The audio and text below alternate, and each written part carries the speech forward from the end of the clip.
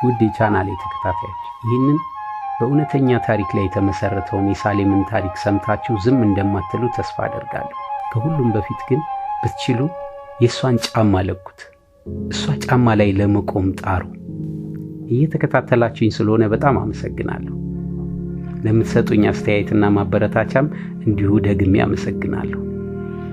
ለዚህ ቻናል አዲስ የሆናችሁ ሰብስክራይብ በማድረግ እንድትጀምሩ ጠይቃለሁ። የእንጀራ አባት ፍቅር።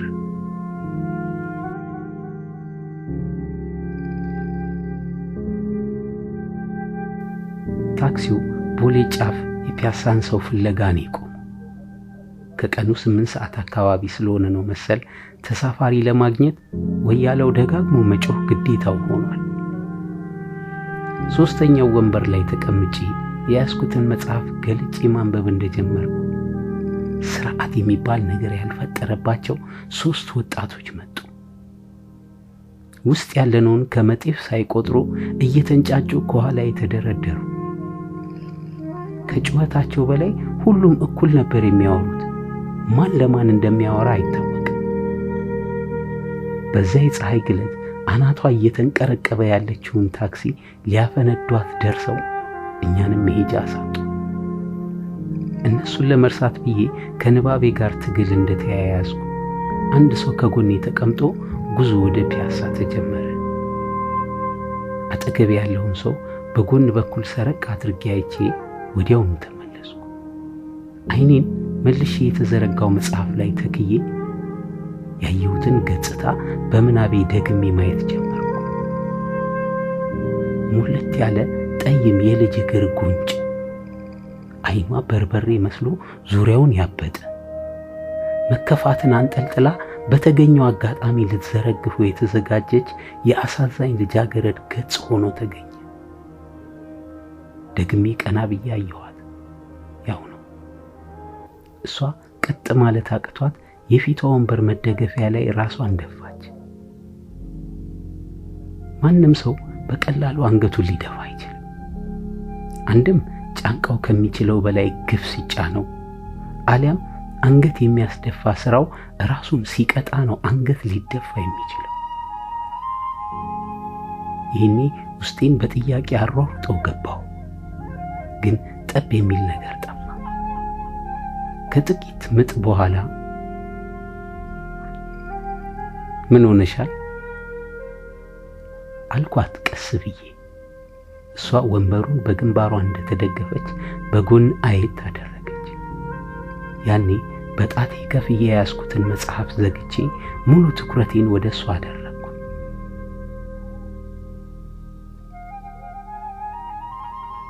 ከቤት ጠፍቼ እየሄድኩ ነው አለችኝ ባለችበት ሆና። ወዴት ነው የምትሄጂው ልላት አስቤ ተውኩት። ምክንያቱም ከመዳረሻው ይበልጥ ምክንያቱ ማወቅ በልጦ ታየ።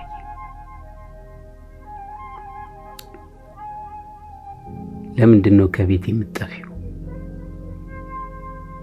ባለችበት በዝምታ ስታየኝ ልትነግረኝ የፈለገችውን ነገር የምትጀምርበት እንደጠፋት ገባኝ። ከፈለግሽው ጀመረሽ፣ ሳትጨነቂ እንደመጣልሽ ዝም ብለሽ ንገሪ። ከአፍታ ዝምታ በኋላ ቀስ ብላ ቀና አለችና አየች። በውስጧ የምትነግረኝን ነገር እንደምቋቋመው እየመረመረች ይመሰለኝና ጭንቅላቴን በመስማማት ነቀነቅኩላት። አዜብ ሲበዛ ነጻ ሴት ናት። እናቴ ነች አዜብ። ስሜቷን ለመግለጽና ማንም ላይ የፈለገችውን ለማድረግ በጭራሽ የማትቸገር። እኔም በሷን የወጣሁት ብዬ አስባለሁ። ዛሬ ስንካወቀው ከያሬድ ቤተክርስቲያን ወደ አዲሱ ሰፈር ስትሄድ ባለው የቀለበት መንገድ ላይ በመደዳ ከተሰሩት ባለ 1 ፎቅ የሸክላ ቤቶች በአንዱ ውስጥ ነው የምንኖረው። አባቴ በልጅነቴ ነው የሞተው። እናቴ የተለያዩ ወንዶች ሊያገቧት የሚመኟት ቆንጆና ሽቅርቅር ያለች ናት። አንዳቸውን ለምን እንደማታገባ ስጠይቃት እኔን የእንጀራ አባት ፊት እንዳታሳየኝ ብላ እንደሆነ ትነግረኛለች። ቢሆንም ሁሌ እንድታገባ ገፋፋታለሁ። ለምን እንደምገፋፋት ታውቃለህ? ፍላጎቱ እንዳላት ስለገባኝ ነው። አንዳንዴ አብሯት ያመሸውን ወንድ የምታጣጥልበት መንገድ ያስቀኛል። አንዴ አንዱን ጠብሳ ሰውየው ሲያወራ ለምዶበት ይሁን ለጉራንጃ ብቻ ባወራ ቁጥር እንግሊዘኛ ይቀላቀል። እሷ ደግሞ ስለማይገባት ትናደዳለች። አሁን ይህን የሚገልጽ አማርኛ ጠፍቶ ነው ትላለች ብግን ብላ። ብዙ ሰው የራሱን እጥረት በሌላው ሙላት ላይ በማፍጠጥ ነው ሊያሳብብ የሚጥረው። የሆነ ቀን ጭርጭር ብላ መጣች። የሆነችውን ስጠይቃት ዛሬማ ጭራሽ ይባስ ብሎ አማርኛውን እርግፍ አድርጎ አይተወው። ታዲያ እንዴት ነው ከዚህ ሰው ጋር ተግባብቼ የምኖረው? እኔ ለአንድም ቀን የምናደር አይመስለኝም። እሱ ቤሬሬም ባራራም ባለ ቁጥር ምን ይሆን ያለው እያልኩ ሰውነቴን በነጭ ላብ መጥመቅ አለብኝ ስትለኝ ጌታን ፍርፍር ብዬ መሳቅ አምሮኝ ነበር። ግን በንዴቷ ላይ ሞቅ ብሏትም ስለነበር ፈርቼ ዋጥ። እኔ ቀጣዩ ምን ይሆን እያልኩ በጉጉትና በትዕግስት ማድመጤን ቀጠልኩ። በኋላ አይቀር የለ ቤኪን አፍቅራ ቁጭ። እኔ ነኝ ቤኪ የምለው እንጂ እሷ እሱን ማቆላመጥ አትችልበትም። ስሙ በረከት ነው። እሷ ታዲያ በርዬ ትለዋለች። መጀመሪያ ሰሞን ምንም አይመስለኝም ነበር። እየቆየ ሲሄድ በጠራችው ቁጥር እኔ ድድድላለሁ። አጠራሯን እንድትቀይር ሆነ ብዬ እየደጋገምኩ ቤኪ ቤኪ እላለሁ ፊቷ። እሷ ግን እንኳን ሊገባት ጭራሽ ሂጂ እስቲ አጨቅጭቂው ብላ ካጠገባቸው ታባረኛለች። ቤኪ ማለት ቁመናው የሚያምር ደረታ፣ ፊቱ ላይ በበቀለው ጢም ግርማ ሞገሱ የጎላ ጠንካራ ጡንቻና ወፋፍራም መዳፍ ያለው፣ ሲያወራ አፍ የሚያስከፍት ቀልድ የሚችል ሁልጊዜ ንጹህ የሆነ ወጣት።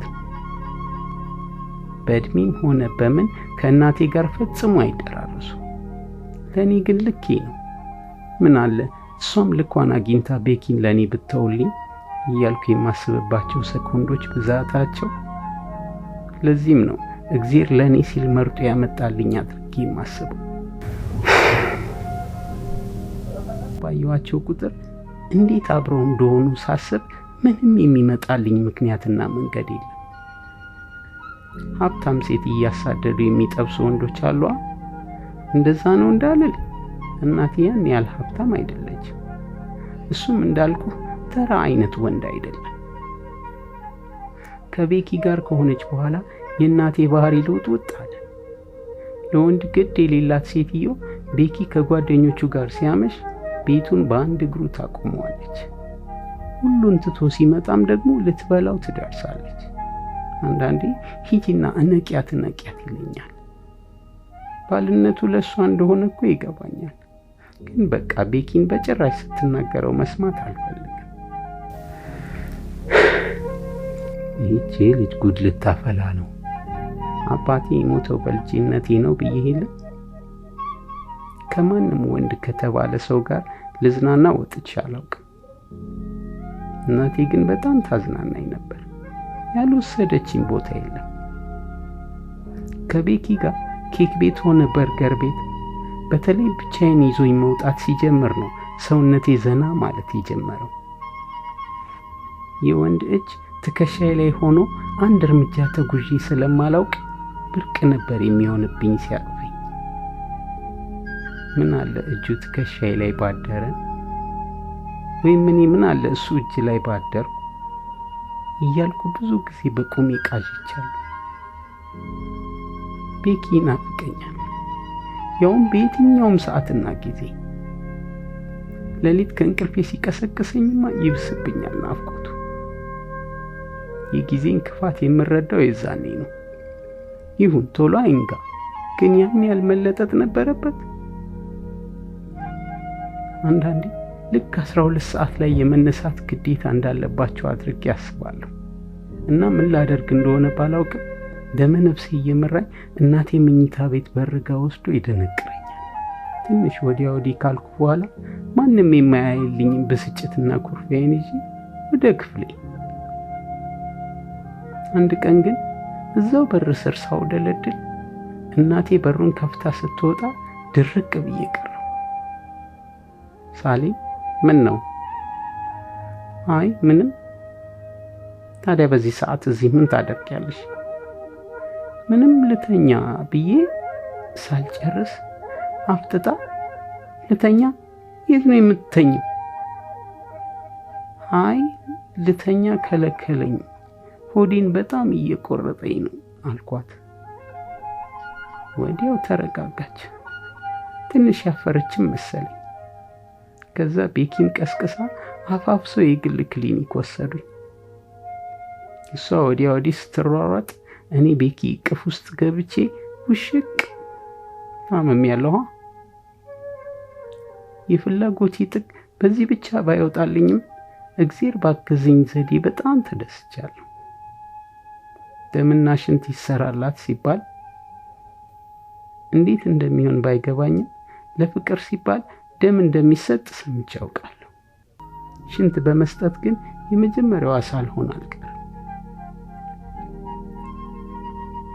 የእናቴ ቶሎ ነገሩን መጨረስ ሲያስብለኝ ቤኪ ያመመኝ እየመሰለው እያባበለ ግንባሬን ሳም ያደርገኛል። አምላክ ሁሌም ቸር ነው። አስበን ከምናገኘው ነገር ይልቅ ሳናስበው በሚሰጠን ነገር ያስፈነጥዘናል።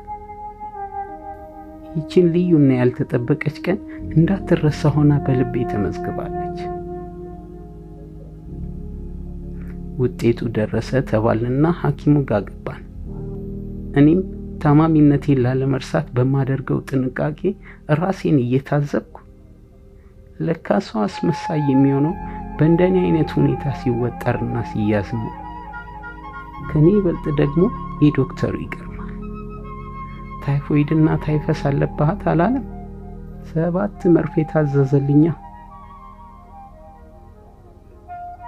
የሰዎችን የፍቅር ታሪክ ስሰማ ለፍቅር ሲሉ ያልሆኑት ነገር እንደሌለ ሁሉ እኔም ለፍቅር ስል የማየውን ስቃይ ላለመርሳት በልቤ ላይ መጻፌን ቀጥያለሁ። ቤኪን ቀስ በቀስ ለመድኩት ልበል እንጂ ራሴን እሱ ላይ መለጠፍ የጀመርኩት ፈጠን ብዬ እንደሆነ ይሰማኛል። እናቴ በሌለች ጊዜ ፊልም እንይ በሚል ሰበብ ጀምረን ሶፋ ላይ ልፊያችንን እናጦፈዋለን። ትንፋሽ እስኪያጥረኝ ድረስ ያሸኛል። ያኔ ነው በዛው አፍታ መሞት የሚያምረኝ። ቀጥሎ የሚሄደው ወደ እናቴ መኝታ ቤት መሆኑን ሳስብ የሆነ ነገር ይሰነጠቃል። ወዲያው ነው ምስቅልቅል የሚወጣው። ደግሞ የእናቴን ወደ መኝታ ቤት ለመግባት ያላትን ጥድፊያ ሳይ እርላለሁ። ንግግሯን አቁማ የተሰማኝን ለማወቅ አተኩራ ታየኝ ጀመር። እኔ ግን ለማድመጥ ካለኝ ጉጉት ውጪ ሌላ ምልክት አልሰጠኋት። አትታዘበኝም አይደል? በጭራሽ። ባለጌ ነኝ እኮ፣ ግን ምን አባቴ ላድርግ? የምላትን ስላጣው ዝም። መኝታ ቤት ውስጥ የሚያደርጉና የሚሆኑትን ማየት ባልችልም ድምጻቸውን ግን እሰማለሁ። ያኔ ምን ውስጥ ገብቼ እንደምመለስ ጌታ ብቻ ነው የሚያውቀው። እኔና ቤኪ የነጻነት ጊዜያችንን በመጠቀም ልፊያ የሚባለውን ድሪያ አጦፍ ነው። እሱም ሳይወደው አልቀረም። አልፎ አልፎ ልትፈነዳ የደረሰችውን ጡቴን ነካ ያዝ፣ እንደ መቆንጠጥም ብሎ ጭኔ ስር እጁን ገባ ምናምን ሲያደርግ በደስታ ነፍሴ ላጣ ደርሳለሁ። ደግሞ እንዲነካኝ ሆነ ብዬ ያንን ቦታዬን ላለማስነካት እንደሚጥር ሰው ሆናለሁ። የገባው አይደል እሱስ? በግድ በርግዶ ሊገባ በእጁ ያሸኛል። አቤት ያኔ የምደርስበት አጣለሁ። የሚይዝ የምጨብጠው ይጠፋኛል። ህልሙ ሲችልበት፣ በዛ ላይ ጨዋነቱ የሆነ ቦታዬ ጋር ደርሶ እንኳ አጉል ድፍረት ሊዳፈር አይጠርም። ያኔ ነው እኔም አቅሜ ሙጥጥ ብሎ ተዘርሬ የምቀረው። አንዲት 15 ዓመት የሚሆናት ልጅ የምታወራኝ ሳይሆን ረሃቤን አውቃ ጣፋጭ ምግብ ይዛ እያቁለጨለጨች የምትፈታተነኝ ሴት መስላ ታየች። የሆነ ቀን ስትል ቀልቤን ሰበሰብኩ። ሶፋ ላይ እንደዛ ዝርር ብዬ ጥርት አድርጌ ማየት አቅቶኝ በብዥታ ተንጋልዬ ሳየው ቀስ እያለ ዝቅ አለ። ቤኪ በስሱ ከንፈሬን ሳመው። ኤሌክትሪክ ያዘኝ ነው የመሰለኝ። ሙሉ ሰውነቴ ጥዝዝ ሲል ተሰማኝ። መስጠት ያለብኝን ምላሽ ሳላውቀው ቤኪ ትቶኝ ሄደ። ከተዘረርኩበት መንቀሳቀስ አቃተኝ። ወይኔ ጉድ! የሳሌም ታሪክ በዚህ አላበቃም። ላይክ እና ሼር ማድረጋችሁን እንዳትዘነጉ። በቀጣዩ ምዕራፍ እንገናኛለን።